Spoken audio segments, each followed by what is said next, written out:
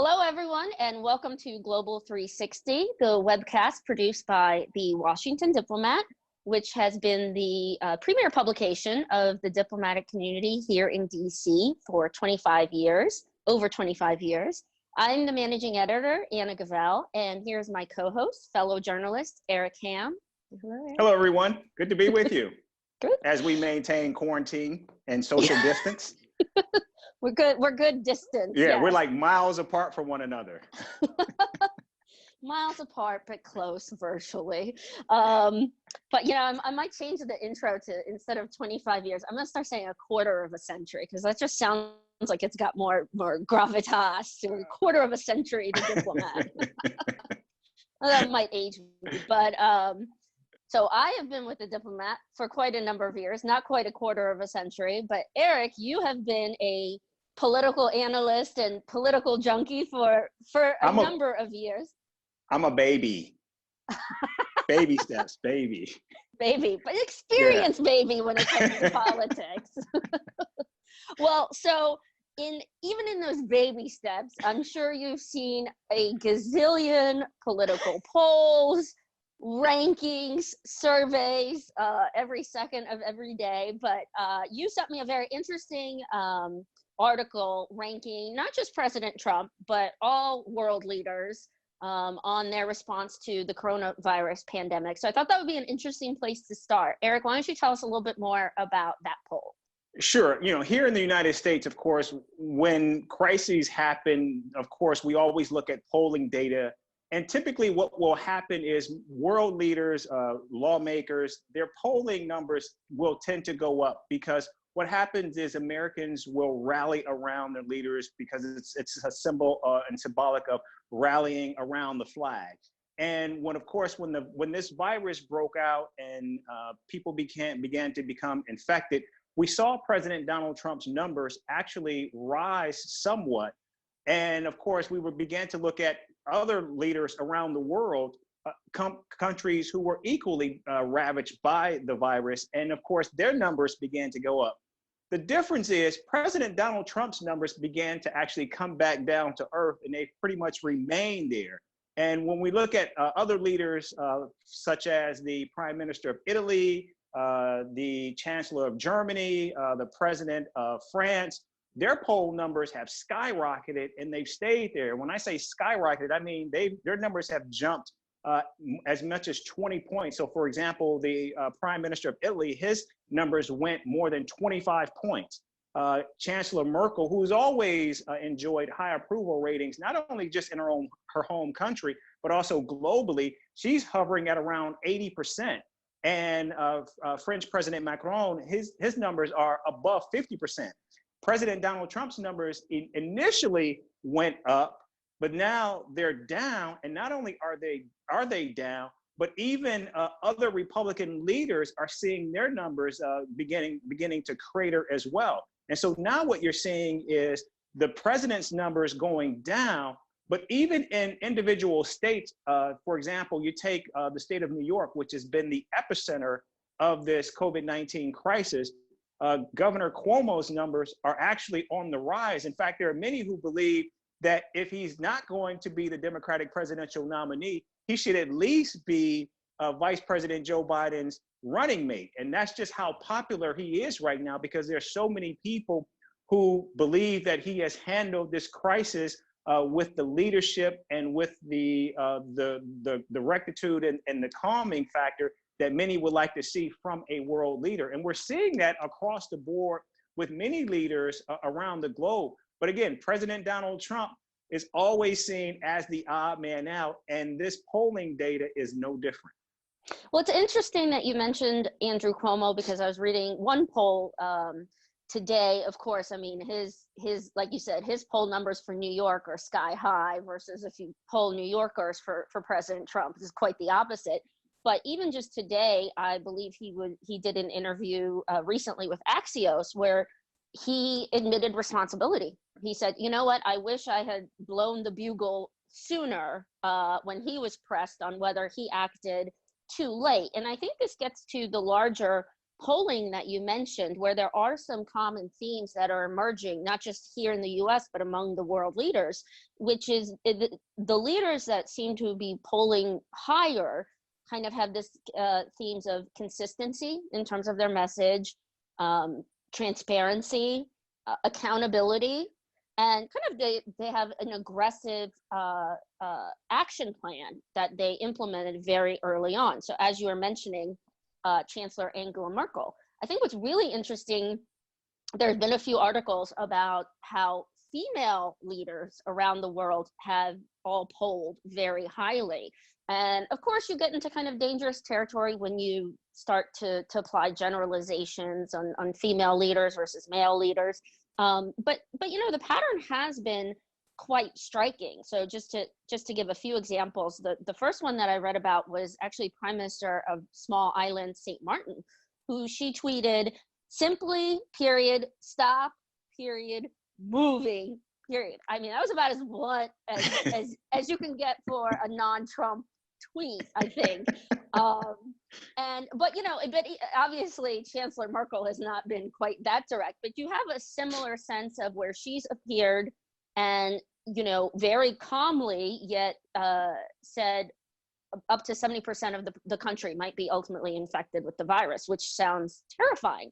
But she's handled it in a lot of people have said, in a calm, empathetic manner. You have Taiwanese President Tsai, who she really aggressively tackled the virus by centralizing control of masks, treatment, testing. I know Iceland's prime minister was praised for instituting a very aggressive testing regimen. And New Zealand, I think, is a particular interesting case because I did an interview a while back with the ambassador here in DC, Rosemary Banks, and this was last May, following those horrific Christchurch shootings where over 50 Muslim worshippers were massacred. And she was widely praised for a very decisive but empathetic response. She instituted a nationwide ban on military-style semi-automatic weapons, but at the same time, she wore a headscarf covering and went to Muslim places of worship. So it was an interesting reaction. And now with coronavirus, she right off the bat instituted a level 4 lockdown, which is apparently as high as you can go for New Zealand. She has recently relaxed it to level 3 because they, you know, have really lowered the transmission rate almost to 0. So she's similar to Angela Merkel in that Angela Merkel and a lot of other countries are also tentatively reopening the economy, but on a very careful, limited basis. And so, Eric, I think we're going to see a lot of the polling now is going to shift from that initial response to how we reopen the economy, which is fraught with so many unknowns. And I think I just want to mention one more international example, which is Singapore. So they were hailed as like the worldwide model of tackling coronavirus aggressively and right off the bat. They have been backsliding because apparently they did not address a lot of the migrant workers that were housed in crowded conditions. And so now they're one of the top countries in Asia with a resurgence of cases. So again, they're battling it very aggressively. They're tripling the number of beds and ICU units and so forth. So, you know, on the one hand, I think we can learn from these countries, but on the other hand, as you know, we're not Singapore. We're not a wealthy microstate. We're not New Zealand, a self-isolated island with a scattered population. So I do think it's good to be cautious with parallels here in the US because there's only so much we can do compared to other countries with much smaller populations. But there are some lessons to be learned about centralized leadership and having a consistent, coherent message. And I think, Eric, as you know, that's going to be the big issue going forward as we attempt to reopen the economy, where we have President Trump also trying to delegate authority to states in some instances and not in others. And we've already seen the friction, and I can imagine that's going to be the main hurdle moving forward. So what are your thoughts on kind of this dilemma of the federal response versus the local response? I think this is what we're seeing in terms of just the polarization that continues to, I think, plague the overall response in the United States, because what we continue to see are states primarily going it alone. And we hear that from a number of governors who participate in these daily calls with President Donald Trump and Vice President Mike Pence, who's leading this White House coronavirus task force. You look at a governor like Larry Hogan, who is a Republican governor in a Democratic state, and an overwhelming majority of the people in the state of Maryland believe that the governor is actually handling this crisis at a rate more where they approve of his handling of this far more than they do President Donald Trump. And then you look at how he has actually gone around the federal government to get much needed equipment for his state, and he used his wife to actually do so to get this equipment from South Korea. And also you've got Governor Pritzker in Illinois. And so you're seeing states, work regionally and work around the president. And I think what that speaks to is their level of entrepreneurship, their ability to actually get things done, not only in the face of rising crisis, but also the fact that they have to go it alone. When has there ever been a time when the United States has had a national emergency where the states have been left to handle it, to do it themselves, where you've got the federal government led by the president himself and his attorney general, who is looking at you saying that if in fact your shutdown orders, your stay-at-home orders go too far, we will sue you for this. So not only are they're actually battling a two-front war.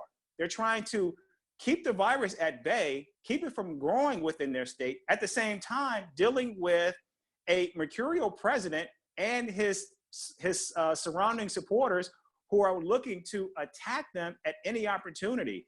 And so I think that makes it even that much more difficult.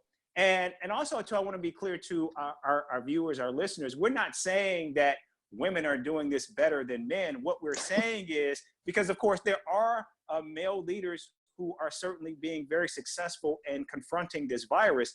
But one of the things that we're seeing a major thread is that there are an overwhelming number of women leaders who are tackling this virus. And it's important to note that we're talking about women who are governing 18 countries, making up more than 7% of the entire world's population.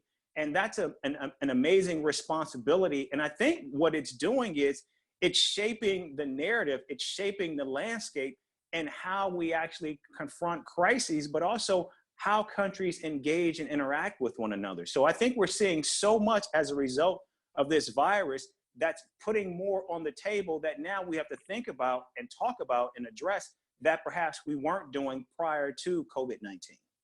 Well, and as you said, you have to be really careful of making assumptions and generalizations. I mean, there's definitely some elements of, you have Norway's prime minister talking directly to children to calm them down. I mean, there are leaders that can do that. There are leaders that can't. There's societal expectations. And there's no one version of a female leader, as you said. You've got leaders in the past like Margaret Thatcher and so forth. So, it's difficult to necessarily say one country should emulate the other. And I think you make an excellent point too when it comes here to the US of, the governors working on two fronts. They need to save their states, but they have to pay attention to what the federal government is saying, while at the same time not angering the federal government. And, all amidst the pandemic, which is constantly changing. And I think, and again, you can't necessarily make direct parallels to other countries, but an interesting phenomenon I've seen is, for instance, even where Italy, the prime minister, his approval ratings have gone up, Prime Minister Conte, the approval ratings of local mayors, apparently, I was reading, have also shot up even higher than the prime minister, because these local mayors are on the ground. They're responsible for their town, their city, their population. And they are the ones going, every day online, making at times funny videos, apparently, and just trying to connect with their citizens.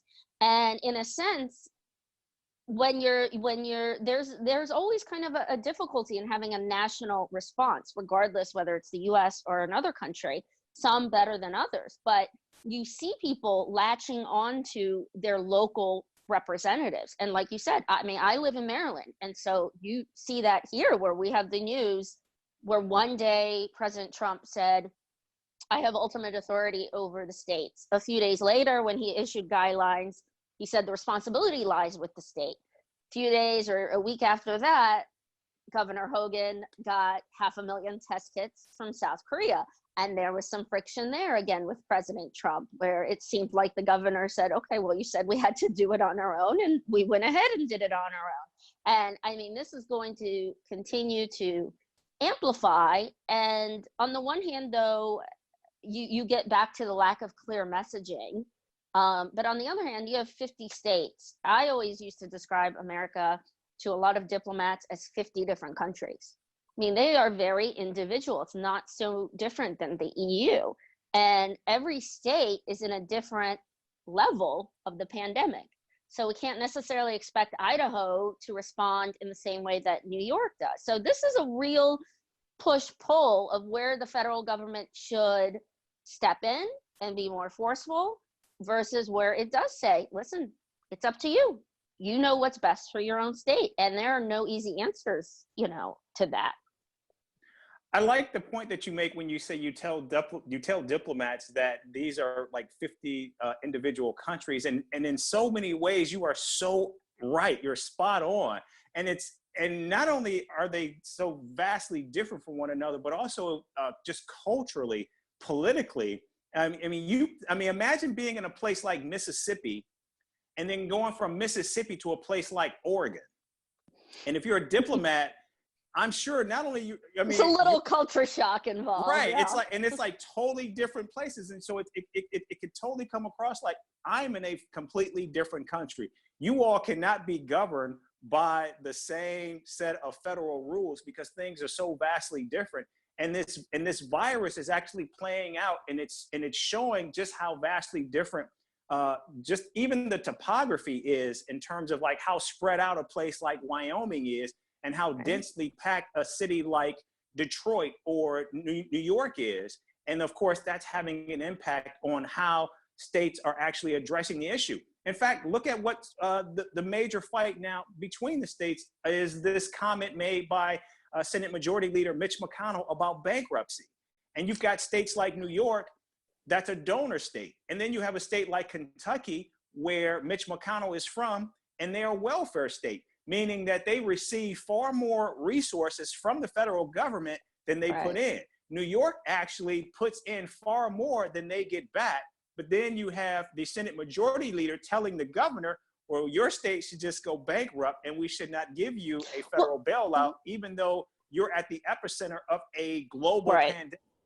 Right. And there's the misconception that states just apply for bankruptcy. That's not true. Cities and municipalities can do that. The issue is not that states aren't addressing their debt. It's that states like Maryland are running out of the ability to pay public services, such as first responders. So, it seems like from what I've read, Mitch McConnell has been backtracking on that concept because it's fraught with legal and ethical and just practical concerns. So, it was an interesting concept, but again, it's one of those things that appears, it's not quite the way that it appears. And I think a lot of people don't realize, as you said, New York primarily is usually a donor state. And again, this is not about the fact that it has mismanaged its budget. It's about the fact that it has more strain than any other state in the country. And now it's a cascading effect in terms of unemployment, in terms of the strain, in terms of the lack of tax revenue, and all of that cratering all at once. So it will be interesting to see where the debate goes, because I think that's the very next debate, and how possibly, and we're not sure where Trump stands at the moment, of when it comes to federal assistance for the state. And that's clearly going to be the big debate, I think, in May. Oh, absolutely, it is. And I think that's one of the reasons why we're seeing, when we're talking about this polling data and we're looking at other global leaders and why and how their numbers have risen.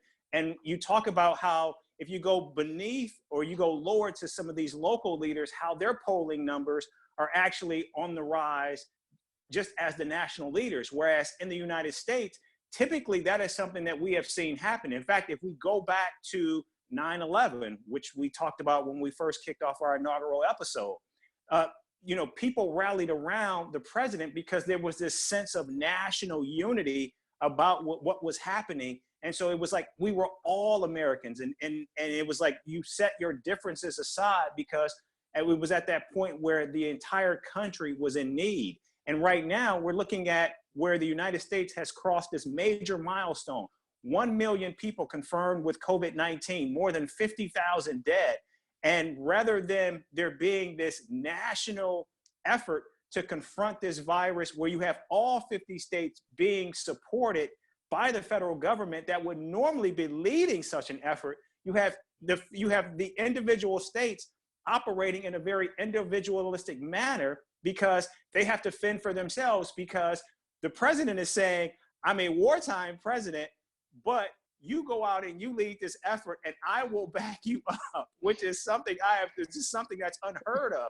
And so now you have states that are operating regionally without the support of the president. And it's interesting because we saw the president of Namibia actually work with other global leaders to put together this op-ed in the Financial Times calling for a global support around the pandemic, stay-at-home orders and things like that. But yet here in the United States, we don't see the president, the governors, the mayors speaking with one voice. We have the president saying one thing and at 3 o'clock saying something very different at 4 o'clock. And then the governors and the mayors are now have to deal with this rapidly shifting, this rapidly changing policy that's coming out of the White House. And so I think that's leading to all of these different shifts, which is why you have the president whose numbers are now flat. And then you have the governors who in their own respective states are seen as doing very well, very well. You take a governor like Larry Hogan, a governor from Michigan, Gretchen Whitmer. I mean, these are governors who are experiencing high approval ratings right now, whereas President Donald Trump is hovering around 42, 43% in his approval ratings. And now people are concerned within his own party because now you've got Republicans who are running for re-election who are now concerned that their polling numbers are flat or cratering. And now they're increasingly vulnerable as we get closer and closer to November. Right. And, and certainly the case can be made that likewise, there's a lot of concern that President Trump is not coordinating on an international level. And this is something we can talk about in the future, with the competition with China, and of course you want to focus on your own country, but at the same time, and it's same line I used last time, I'm probably reuse again, if your neighbor's house is on fire, it doesn't matter what you do to your own house to protect it. And I think we're going to continue to see that phenomenon both at the state level and at the international level. And, it's interesting because sadly I thought about fire, but I did recently an interview with the brand new Australian ambassador to the US, who Australia is another kind of circling back. Australia is an interesting example where the Prime Minister, Scott Morrison, Australia had those devastating wildfires earlier this year and late last year. Mm-hmm. And his poll numbers just absolutely tanked because, as the fires really escalated, he was quietly vacationing in Hawaii. Even when he returned, it had this kind of eerie parallel debate of the national firefighting system versus these local rural firefighters, which is a very different kind of ethic in Australia. A lot of people didn't realize that. And so I spoke with the Australian ambassador, absolute shameless plug, but it's up on our website, watchdiplomat.com. But it's a fascinating personal story because this ambassador has been a lifelong politician. He actually battled stage 4 non-Hodgkin's lymphoma. So Wow. incredibly aggressive cancer. And, you know, fortunately survived and is now in DC. So, I mean, the personal life story is just in and of itself fascinating. And, you know, he's been through all of politics, as he calls it, the wild fortunes of politics. But you see that in the Australian Prime Minister. I mean, so Scott Morrison has gone from a low in his approval ratings from the wildfires to now a high, because he did what I think we're not quite seeing here, or at least critics have accused the Trump administration of not doing, is launching a very aggressive federal response. You know, Scott Morrison did a stimulus package in like within a week or something of the outbreak in Australia. And he has since learned, I think, from the wildfires that you can only delegate so much to local municipalities. They need federal resources. And it seems as if he's learned from the wildfires, and that has informed his reaction to coronavirus. And you've seen the result of polar opposite poll numbers. So people are very, you know, to what's happening. And I think Australia is actually an excellent example of the way that people will continue to, the way that leaders continue to respond to the reopening will dictate how popular they are. And there's really no telling. We have a lot of months before November and a lot more unknowns, as Donald Rumsfeld would say, than knowns. And that's true. So it would depend, you know, you could have Andrew Cuomo, or you could, in a few months, have President Trump, who, if the pandemic does ebb and he takes more of a decisive role.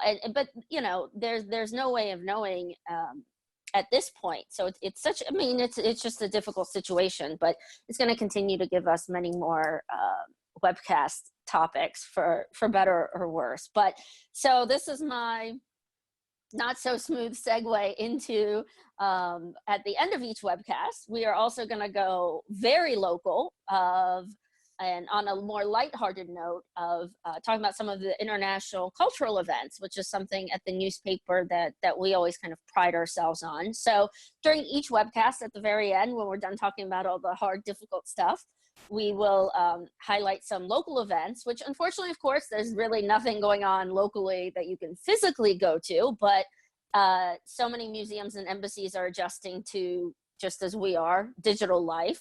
And so you can go on our website, watchdiplomat.com, and we have an area where you can look at all of these local events and get all the links. We'll also post it on Facebook, on our Facebook page.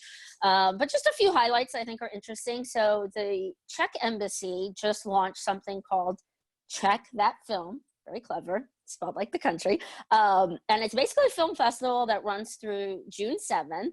And each week there's going to be a different film that will be featured online for a nominal fee of $4. We'll have the website, but it's Czech, as in the country name, thatfilm.com. And it's going to open with an award-winning film called Old Timers, which is about two former political prisoners who seek revenge for the injustices done to them in the 1950s, which is apparently based on true events. So that should be pretty interesting. Another thing, so the Washington Diplomat, we have sponsored for many years a great organization. It's called Heart's Delight. And every spring they do this 4-day extravaganza of just wine, embassy dinners, wine tastings, Oh, wow. Just a whole lot of wine. And sign me up. I've been signed up for a number of years. I know you're surprised. But what they're doing, and we've been really proud to, as you know, the Washington Diplomat, we've been really proud to support them. And all of the proceeds go to benefit the American Heart Association, which they've raised, at last count, I believe, at least $16 million to fight heart disease and stroke. So drinking for a good cause. And unfortunately, this spring, they were not able, obviously, to host their events, but they're doing an online silent auction on May 2nd from 10 a.m. to 10 p.m., and that's going to include auction of super fancy, amazing wines, but also trips that you can take in the future and virtual opportunities to meet with winemakers. So if you're a wine aficionado, it's the thing to do, and it's a good cause. And you can toast to it, I suppose. But now, if you are into music, there's an interesting event that's going on through the Kennedy Center. Is that from the wine or the music? Both. Both. I like that. So you can drink wine while you listen to, it's a composer DJ, but for classical music. His name is Mason Bates, and he's doing a virtual 3-class session called Curating the Concert Experience. This is all going to be accessible through the Kennedy Center's website. And basically, in addition to, his mission is kind of to bring classical music in a fresh way to new audiences. And he's going to offer direct examples from events that he's organized of what worked and what didn't work. So it's going to be kind of an interesting inside look, not just at music and how concerts come together, but how they work and sometimes don't work. So I think it's interesting when people, you know, things aren't always perfect when it comes to events, you know, or punditry. Don't get us out of it. But finally, so we have everyone. It's, I think, even according to polls, it's everyone's favorite museum, the National Air and Space Museum. I think it always ranks as the most popular one. What's yours, Eric? What's your favorite Smithsonian museum? Oh boy, I know it's a tough one. That's a tough one. That is. I will say mine. Mine is the National Museum of Natural History because it's dinosaur bones. It's a big diamond. It's an elephant. I don't care if you're a kid. That ranks up there too, but that's a tough one. Yeah. Well, the Air and Space, everyone likes it, adults, children, and their website, apparently, I've been on it, is absolutely jam-packed with a lot of fun things to do. They've got all kinds of fun details at the moment on the Apollo 13 mission. And they're also doing something called Weekly Digital Discoveries series. And this week is all about spy planes. And this includes a 30-episode show. It's called Spy Planes, Eyes in the Sky. And it's specifically designed actually for middle school students. And it includes a behind-the-scenes look at the CIA museum. So I think that's going to be great to all the parents who are at home with children who might be restless with cabin fever, to kind of do this entire series. And I mean, as an adult, I think it's kind of cool to look at the CIA museum too. So yeah, I might check it out too. So there's a lot going on. We'll have a lot more on our website, which we'll be continuously updating. And if your organization or embassy has any information on something that you're doing virtually, feel free to email us at news@washdiplomat.com. So, you know, we certainly need some online virtual distractions of what's going on now and adjusting to this new normal, which will be for months or possibly years to come. We don't know. We'll see. But we're going to adjust. We're going to be on top of it. We'll be around and we'll be giving you all of the latest, both internationally, nationally, and locally. So I think that's all we have for today. Eric, thank you as always for your amazing insights. Thank you. And thank you, It's been everyone. A pleasure. Thank you. And thank you, everyone, for joining us. And stay safe and stay tuned for our next show.